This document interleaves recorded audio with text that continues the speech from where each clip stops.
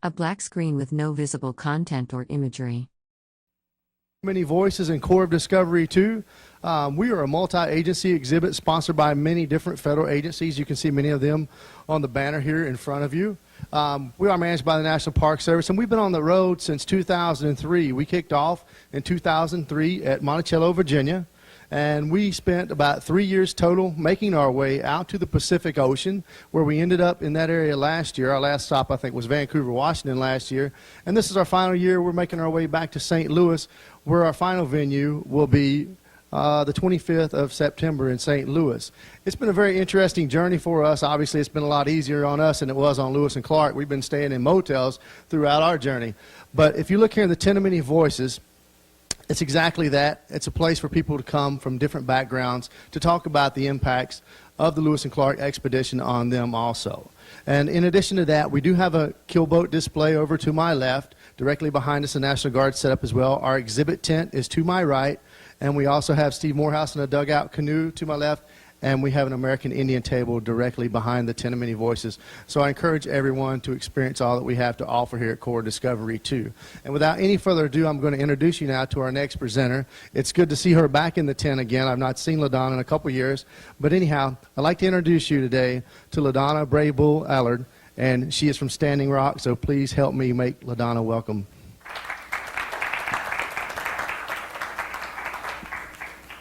Hey, Hanawash Day. Good morning, everyone. I want to tell you a little bit about myself before I start. I'm from Standing Rock Sioux Tribe. For people who don't know, that is the home of Sitting Bull. And I found that everybody can connect us when we say Sitting Bull. We are 4 bands. And if you know the separation between the Lakota Dakota Nation, we are Ihunktuwa and Cuthead. Hunkpapa and Blackfeet. Ihunktuwa and Cuthead are Yanktonais. Originally come from the Jamestown Valley, over by Jamestown, North Dakota, Allendale, North Dakota.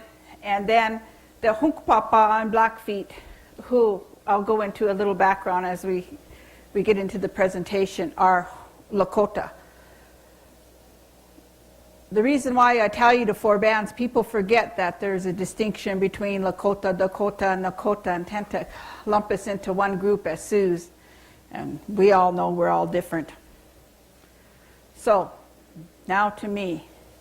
My name is Ladonna Brave Bull Allard. In my country, you have to give your lineal descent before you start talking to people. You have to know who you are. I am the daughter of Frank Brave Bull, who's the son of Claude Brave Bull, who's the son of John Brave Bull, who's the son of Tatanka Ohitika, who's the son of... A person in a pink cardigan and purple skirt with horizontal striped trim stands barefoot in an indoor space. Behind them is a banner listing various U.S. federal agencies and departments. Aspula. Everybody should know their lineal descents. I am also a descent of the German Russians that came to this country. My grandma was Eva Kuntz, whose father was Frank Kuntz, who came over from Odessa. My grandmother was born in Odessa.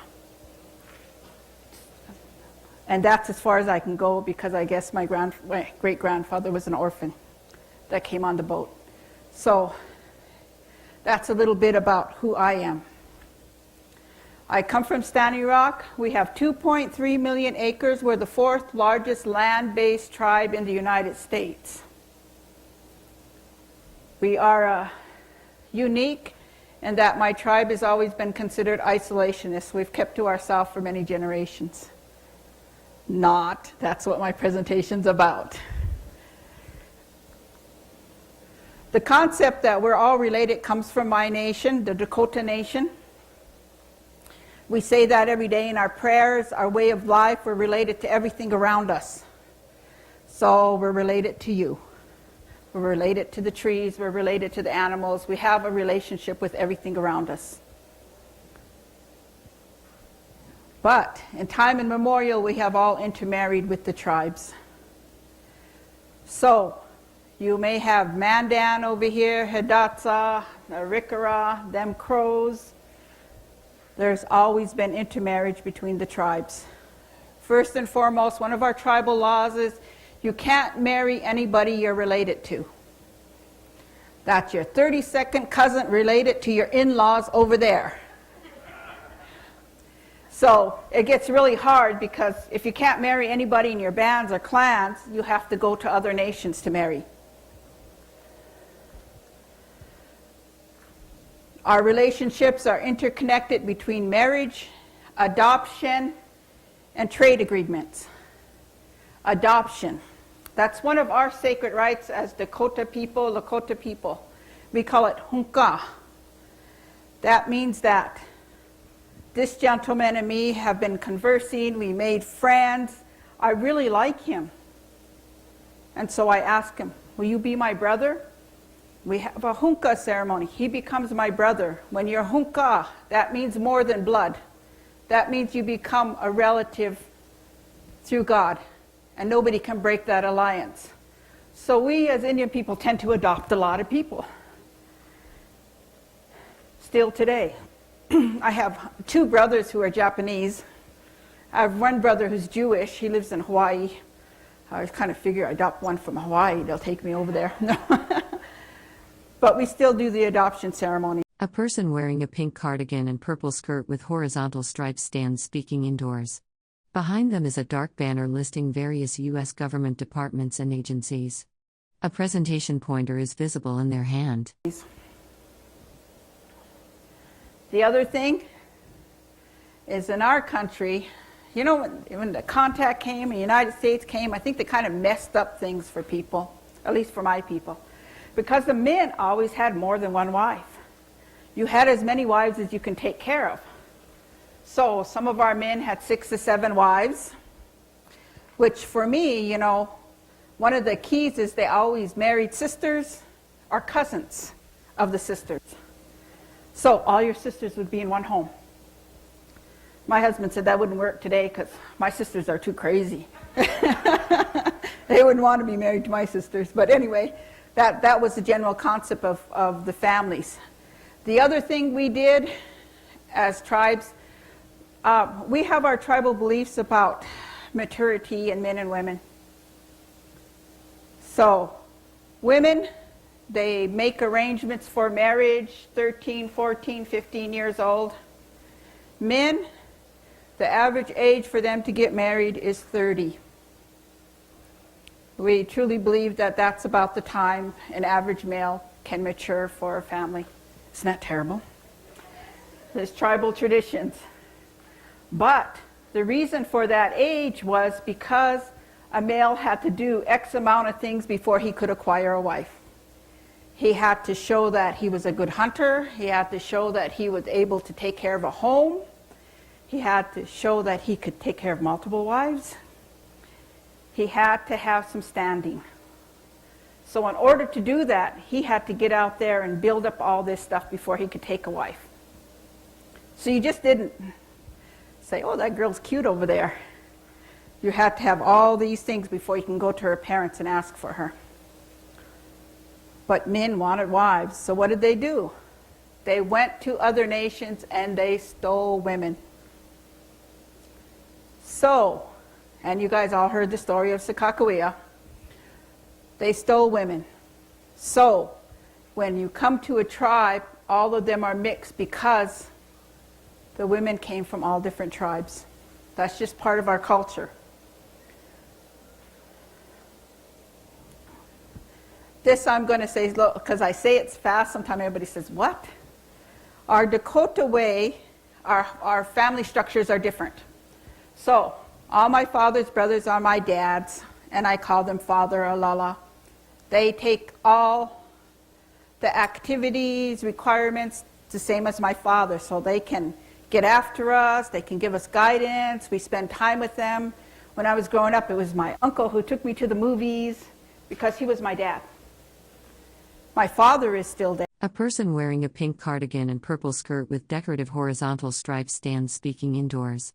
Behind them is a dark banner listing various U.S. government departments and agencies. But all of my uncles are still there too, and those are my dads. On the other hand, all my father's sisters are my aunties. They take auntie roles. They get you gifts and help you in your life and stuff. My mom's sisters are my moms, and we treat them as our mothers. My mother's brothers are my uncles. So when you go through that kind of kinship, you'll find that you'll be related to everybody. Then, all my cousins are my brothers and sisters. So when you come to Indian country and they say, oh, well, that's my dad. I thought that was your dad. Well, no, that's my dad too. All your grandparents, brothers and sisters are your grandparents. So now you can see how large this Tioshpai, this family structure is, because everybody's related. And then if you're not related, you accidentally come into the camp and you're new, you're from a different tribe, somebody will come up and adopt you right away to make you a relation.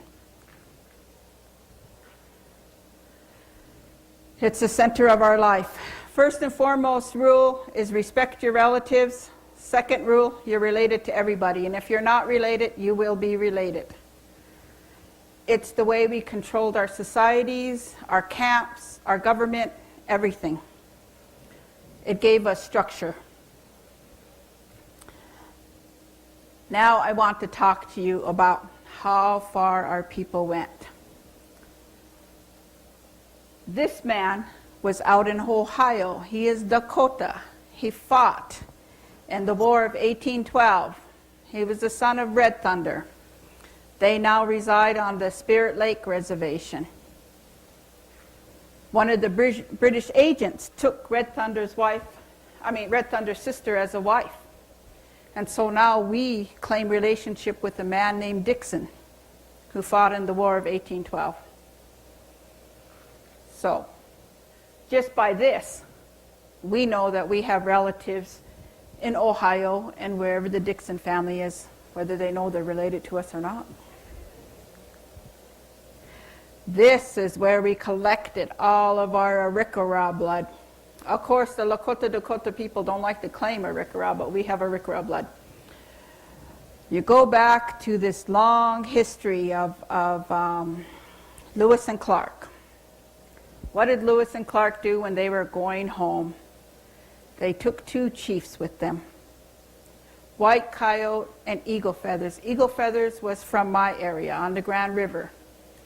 What happened was when they were in Washington or St. Louis, I'm not quite sure where, Eagle Feathers died. A person in a pink cardigan and purple skirt stands speaking indoors. To the right is a dark banner listing various U.S. government departments and agencies. A fan and maps are visible in the background. He got very sick and he died over there. On the way back, they stopped in the camp to tell the people that their chief died. Chief Gray Eyes, and I always kind of think of it's kind of like a misinterpretation, because when these people were talking to the Indian people, they'd have a French guy who interpreted to a Arikara guy who interpreted to Mandan, you know, and so you go through. And I'm not quite sure how they understood that, but they thought that, oh, these guys killed our chief. They attacked a man named Ensign Pryor and White Coyote, who was on the boat at that time, and they end up going all the way back to St. Louis. White Coyote was finally brought home by a man named Manuel Lisa, safely. Well, in this whole process, along with the inter-wars that started happening between the Lakota and the Arikara, Colonel Leavenworth, Ashley Party came up and the Arikaras attacked them. Colonel Leavenworth said, haha, these people can't get away with this. He met the Lakota Nation down in Pierre, made an agreement with them that they would attack the Arikara from the land, Leavenworth from the water. It's a big, long story, so I'm making it really short. With that process, the Lakota came in, they attacked. On our winter counts, you can see 2 corn stalks as a reminder of the event for us, because all the Lakota filled their horses with corn, because the Arikaras had huge, huge gardens. Corn, and they also took women. It is that time that most of the tribes had Arikara blood. Case in point, Sitting Bull's father took one of their Arikara wives. Sitting Bull's half-brother was named Crazy Dog. He was half Arikara. People forget these little tidbits in history. Sitting Bull also took an Arikara wife. Where in the United States were the Arikara, or where did they originate? In No, I'll tell you a little bit about them Rees. They for a long time have been enemies of our people, so we go back and forth and tease about them. That's why I think it's important to make sure people know that we intermarried with them, and a lot of us have Ree blood. Not me per se, but a lot of people on Standing Rock. Because the Rees, they originated from this nation called Pawnee. A person wearing a pink cardigan and purple skirt with horizontal striped details stands speaking while holding a microphone. Behind them is a dark banner listing various U.S. government departments and agencies. Have you ever heard of the Pawnee? A long time ago, the Pawnee used to do a ritual called the Morning Star Ritual, where they would sacrifice a female to the morning star. They are the only nation that we know of that did human sacrifices in North America. And my people, we declared them not human. And I know if a Pawnee reads this, they'll be upset, but we declared them non-human. We didn't look at them as human beings because we couldn't see anybody who'd do that would be human. Second, they had the tendency of coming up and stealing our young girls for the sacrifice. So we have a long history of war. So the two bands in the Pawnee Nation got into an argument. One of the bands refused to acknowledge the human sacrifice, and they broke off and they started coming north. And they became the Arikara. As they started north, they were down Missouri, Kansas, coming up. As they came further up, they were on the Missouri River. By the time Lewis and Clark came, the Arikara were camped on the Grand River.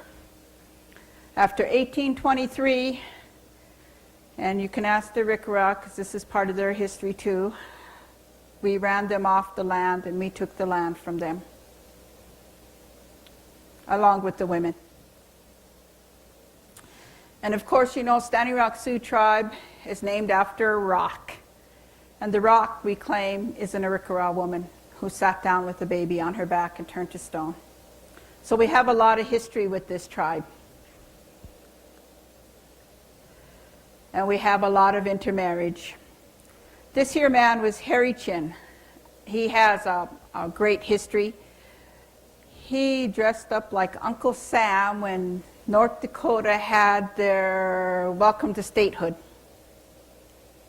And it says because he did that is the reason why he died. Right after the parade, he fell over dead. So, superstition with our people, they said, reason why he did that is because he dressed like Uncle Sam. But with him, he and his family all married into the Dakota tribe. He was brought up to help the Lakota plant corn from the Arikara Nation. I don't know how many have been up at Newtown where you got to see the gardens up there. The three affiliated tribes, since time immemorial, have been great gardeners. They built great gardens. They had fields of gardens. And so A person in a pink cardigan and purple skirt with horizontal stripes stands speaking in an indoor space. Behind them is a banner listing various U.S. government agencies and departments. they brought these people down into Standing Rock to show the Lakota how to plant gardens, how to plant corn. So that's how this man came down, became a chief, family intermarried, all there.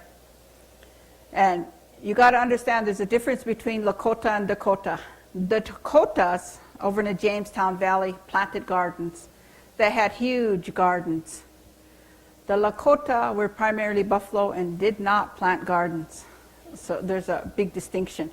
You can tell even today the Lakotas primarily are not fish eaters and will not eat any type of fish, but the Dakotas eat fish. just small things that we have in the tribes. The pictures I'm showing you are historic pictures of Standing Rock. This is the boarding school at Fort Yates. This is also a picture of the old store, and that was the river bottom there. About 3 days ago, I met the daughter. She's 80-some years old, whose father owned that store. So it's pretty neat. But anyway, these are just some people from our reservation who have Arikara blood that came from the Battle of 1823, the Leavenworth Battle. We also have Mandan blood. And so I have the list of people's names in here who have Mandan.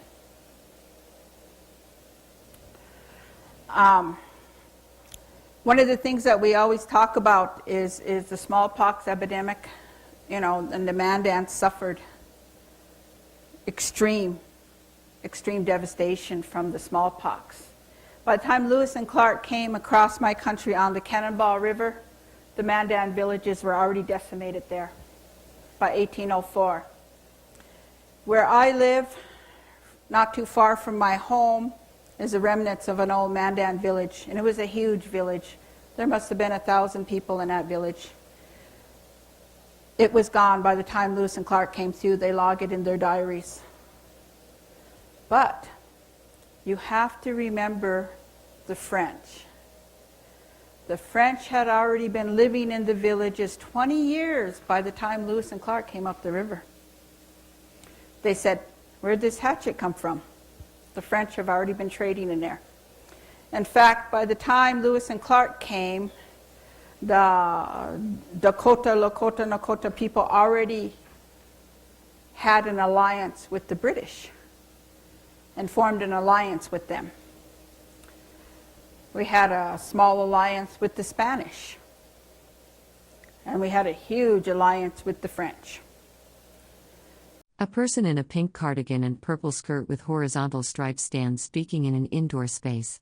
Behind them is a black banner listing various U.S. government departments and agencies. The Frenchmen started coming down in the late 1600s into the Dakotas. These Frenchmen all had Indian wives. Just to give you kind of a background about these people, that by the time Lewis and Clark came down, there were already mixed blood children in the camps. These are some more of the people who are descendants. See the bottom line? My grandma. That's me. My grandmother, my great-great-grandma married Bloody Knife's son. As you know, Bloody Knife was Custer's scout at the Little Bighorn. They say we killed him there. He was half Sioux and half Arikara, and also a remnant of the Battle of 1823. My grandmother married, and so today we have land from Elbow Woods, which is under the water, so it doesn't make any difference. But this is our link. Although they had no children, this is our link to the Arikara. These are some of the scouts for Custer. We had Dakota scouts, and we had Scouts with Custer. And the reason why I'm showing you this is just to show you the interplay between the nations. Today, we can go through and trace all of our lineage to each one of these nations. I myself is Ihunktua and Cuthead from the Yanktonay. Sisitan from the Isante are Dakota. Hunkpapa, Blackfeet, and Oglala from the Lakota Nation, because my grandmothers all come from all these different bands. Each person who knows their lineage can tell you this. And so even today, I have relatives in the Crow Nation, I have relatives in the Navajo Nation, I have relatives that Three affiliated, and I have relatives who are Chippewas. My husband's a Chippewa, by the way. That's the only relationship I claim with them. But when we talk about we're all related, in any country, when you come through and you're new, you walk up to a person and say, "Who's your family?"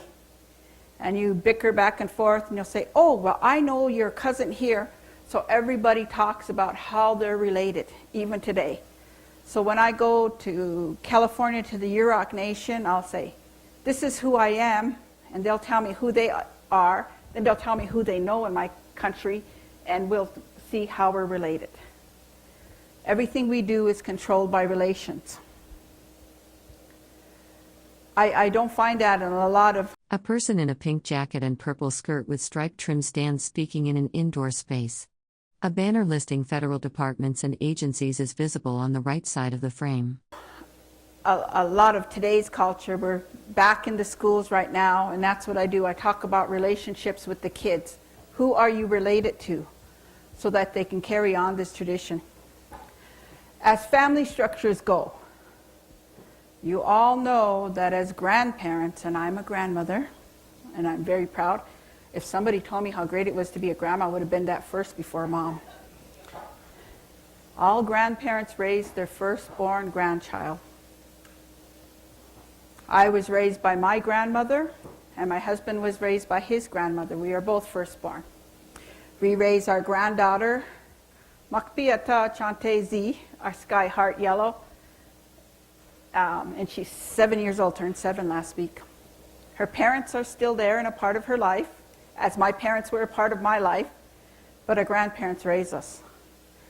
The reason for that is through that firstborn, we are taught lineage, we are taught history, we are taught culture, and we are taught how everybody is related to each other. And then we are responsible for telling all the cousins, all the siblings, and everybody else that comes after us. Those networks are still in place in the tribe. It is how we keep and do our best to keep our cultures alive. And they say that raising your grandchildren keeps you young. I don't know if that's true, but I think I'm pretty young. I have 7 grandchildren now. Relationships. I think that if we spent more time paying attention to our relationships, we'd be better people. If we became related to everybody and we respected our relatives, it would help the social world. Not only that, if we continued to understand our relationship to these beautiful cottonwood trees, to this ground we walk on, to the animals we see, we would have a better world. It is just my own opinion. To have a relationship with everything around us. Just like each of you. We are now related. We have met each other. So when I see you someplace else, I can say, hi, I remember you. We are now related. I think it's a concept that comes from my people that I really, really want to preserve to go into the future.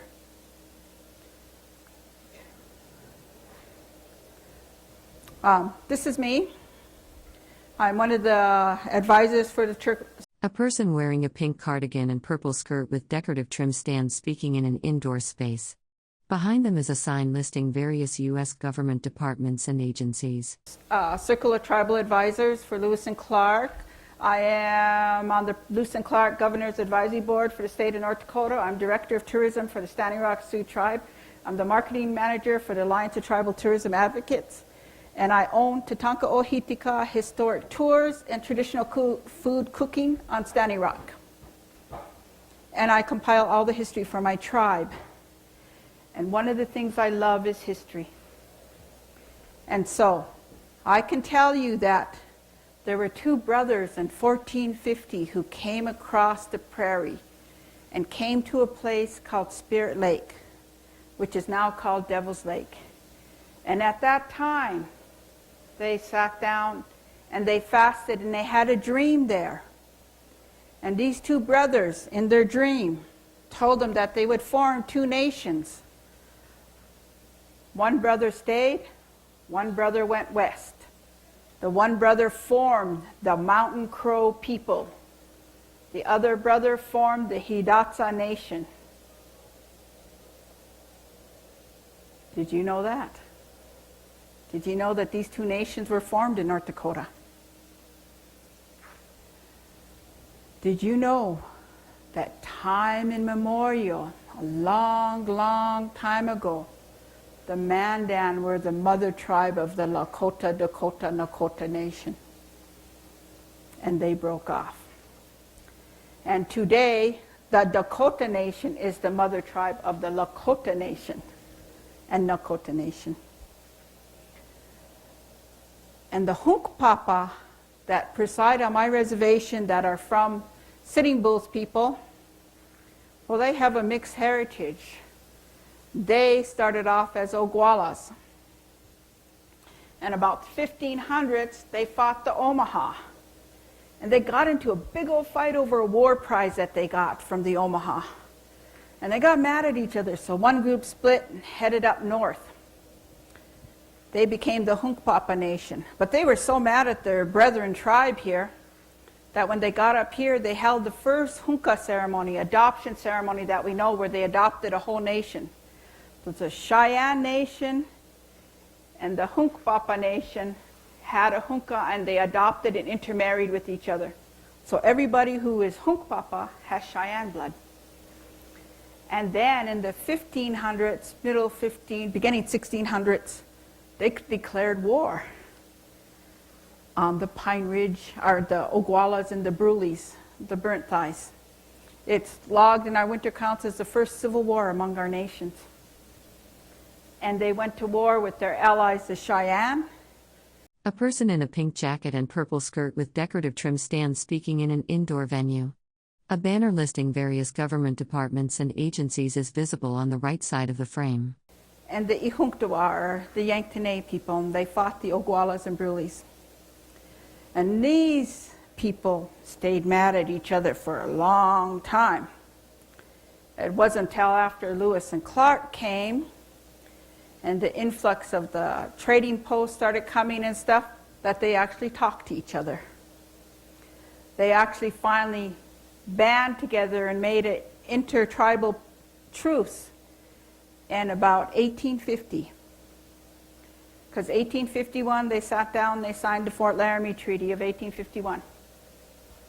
Then from there, they stayed together as a nation. These are all tribal histories that we have that I don't think outside people get to hear. Our little interwars and our battles. Of course, you know, we've always fought the Crow. Always, they've always been our enemies. Still today, we still have trouble. And because we know where they come from, we know who they are for centuries. Isn't that terrible?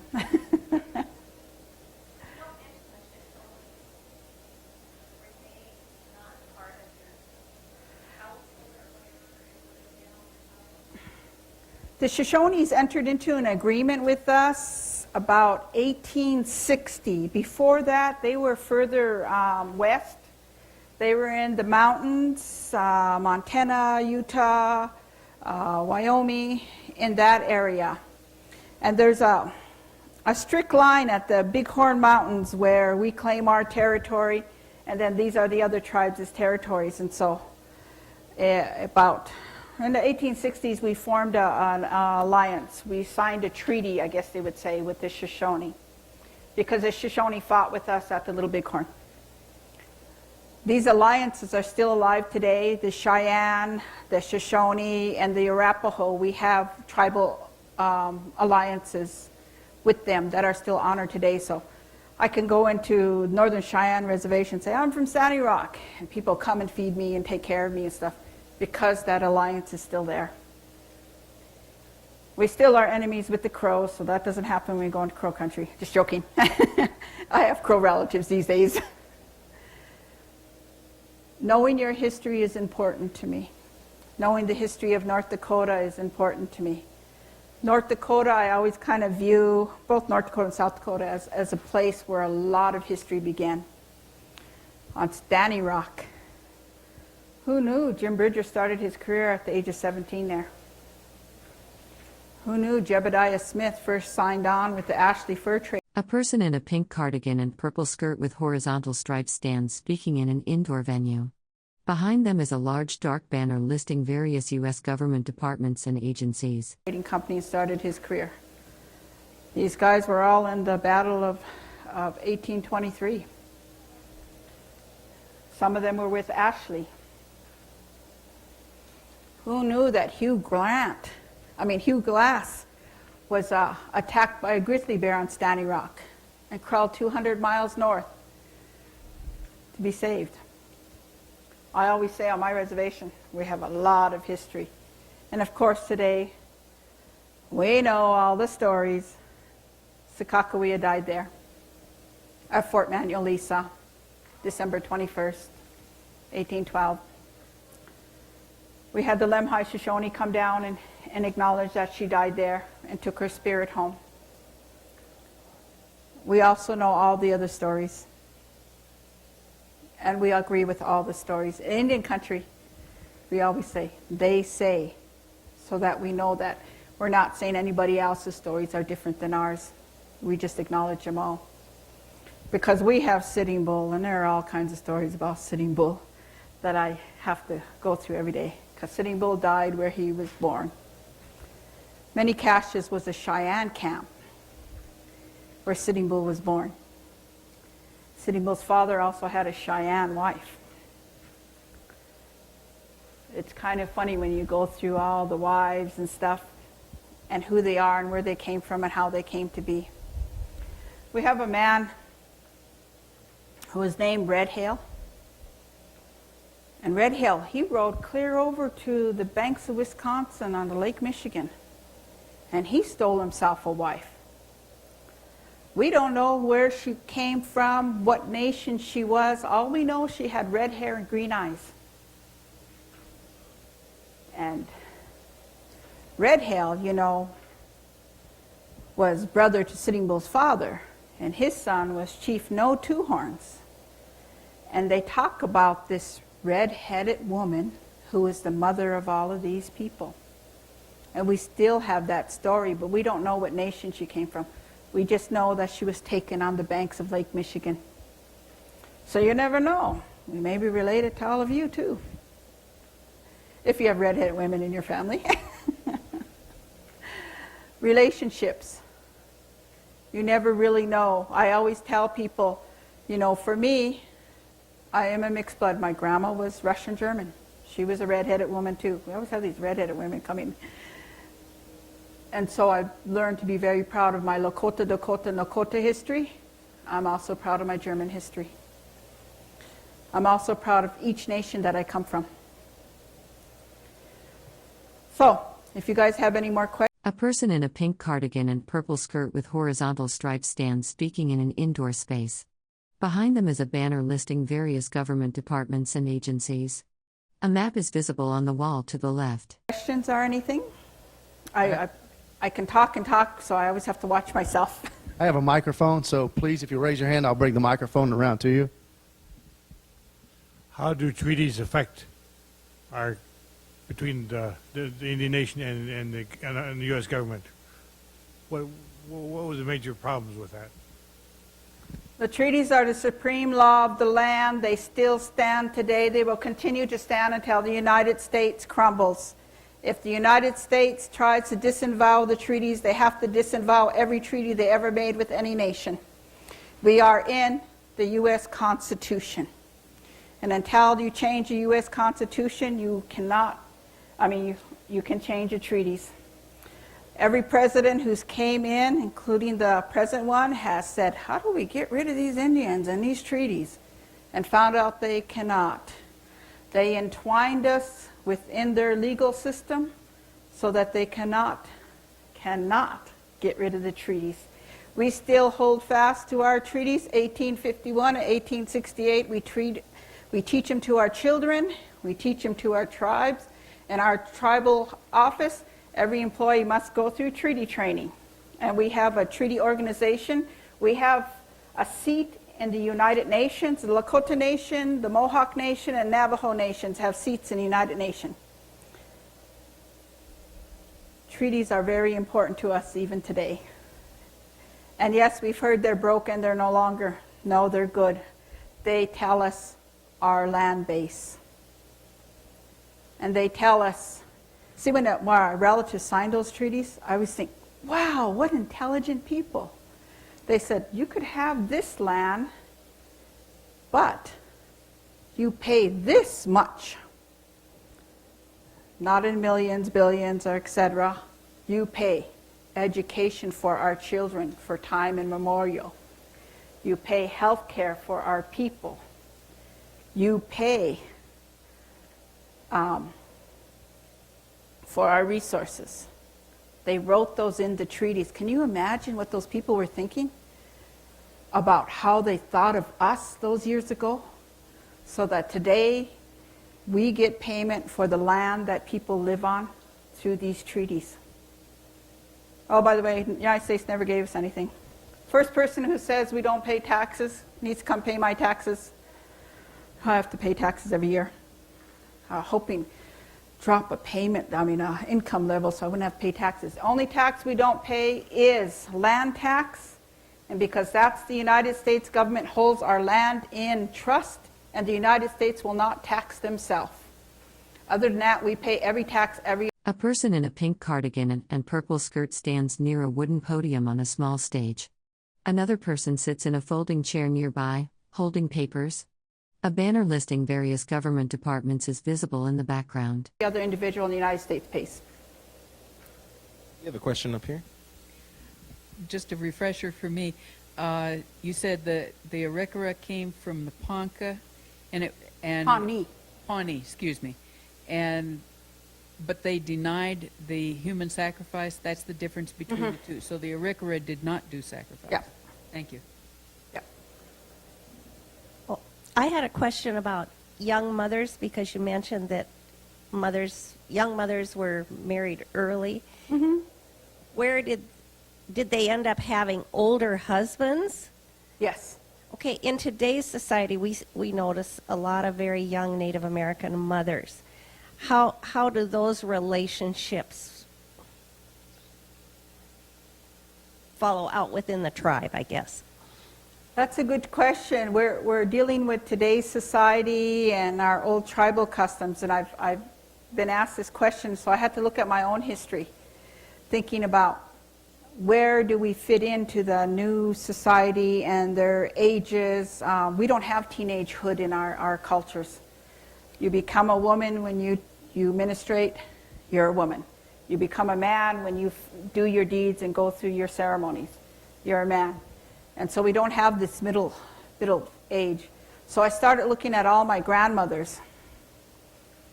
I have to say my daughter married at 16, which I objected to, but nobody listens to me.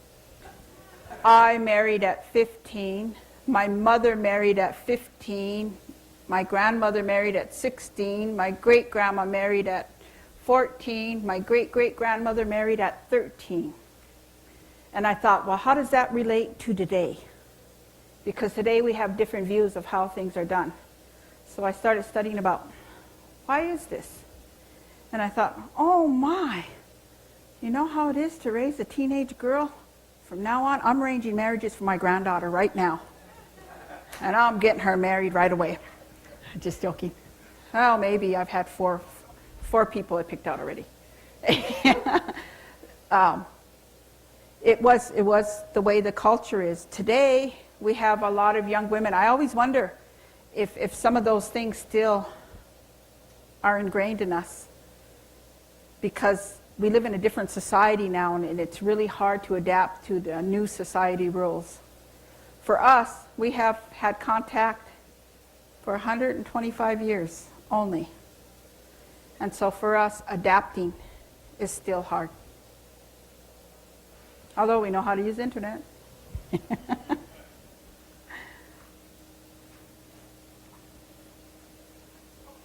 A person in a magenta cardigan and purple skirt stands holding a microphone in front of a flip chart. Behind them is a sign listing government departments including U.S. Forest Service and Bureau of Reclamation. When you say country in your presentation, what does country mean to you? you say the Dakota country and so forth, and then there's the United States was the country. What does that mean in relation to each?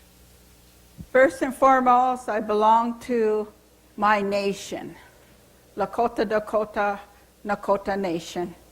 Our land base extends from the Bighorn Mountains to the Platte River, to the Heart River, to the Missouri River. That is still our Aboriginal land. There has never been officially land claims to take that claim away. We still have treaty rights to all that area. That is my nation. My nation still meets once a year. The Lakota, Dakota, Nakota Nation meets on every one of the reservations in North Dakota, South Dakota, Montana, Nebraska, and 3 Canadian provinces. It travels to discuss my nation's problems and things that we are doing. Second, in 1924, we became U.S. citizens. So second, I'm a United States citizen. Third, my country has always been my country. That's just the bottom line. My family has been here since time immemorial.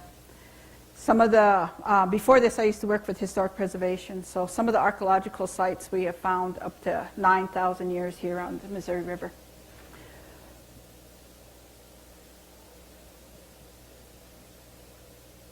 I guess I still had a question in terms of relationships, and it would maybe be related to multiple wives.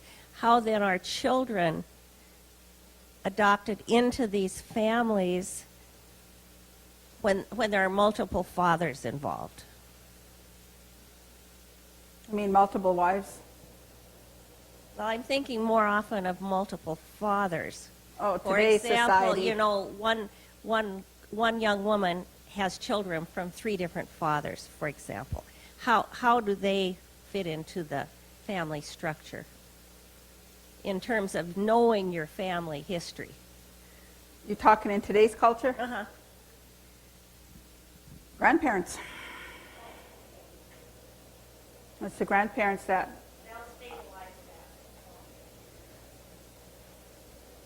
We have time for about one more question if someone has another question.